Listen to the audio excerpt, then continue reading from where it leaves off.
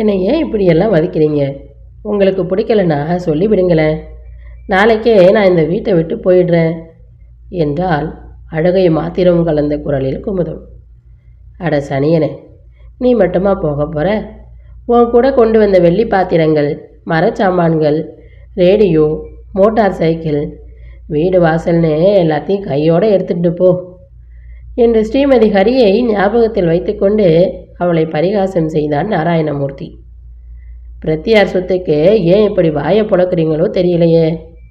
உங்களுடைய கையால் ஒன்றுமே ஆகாதா? என்னை போல பிறந்த வீட்டிலிருந்து ஒன்றுமே இல்லாமல் வந்த எத்தனையோ பெண்கள் இன்று புகுந்த வீட்டில் என்னை விட மேலாக வாழவில்லையா? கைப்பிடித்த கணவனின் மூலமாகவே எல்லா விதமான சுகபோகங்களையும் அடையவில்லையா? ஹரிகிருஷ்ணனுக்கு அவனுடைய மாமானிடமிருந்து எல்லாம் கிடைக்கிறதென்று நீங்கள் ஆத்திரப்படுகிறீர்களே. அந்த வீட்டு அமிர்தத்துக்கு அவள் அகமுடையான் வீட்டிலிருந்து எல்லாம் கிடைத்து வருகிறதே. அதற்காக நானும் வேண்டுமானால் உங்களைப் போல் ஆத்திரப்படக்கூடாதா? எனக்கு அது வேண்டும் இது வேண்டும் என்று எந்நேரமும் உங்களை நச்சரிக்கக்கூடாதா?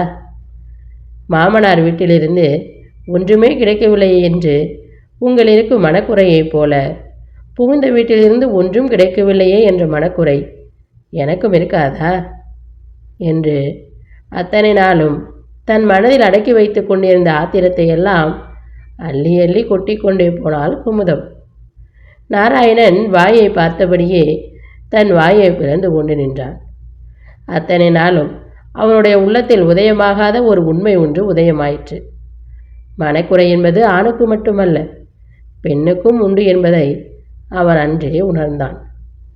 அவ்வளவுதான், அவன் மனம் மாறிவிட்டது.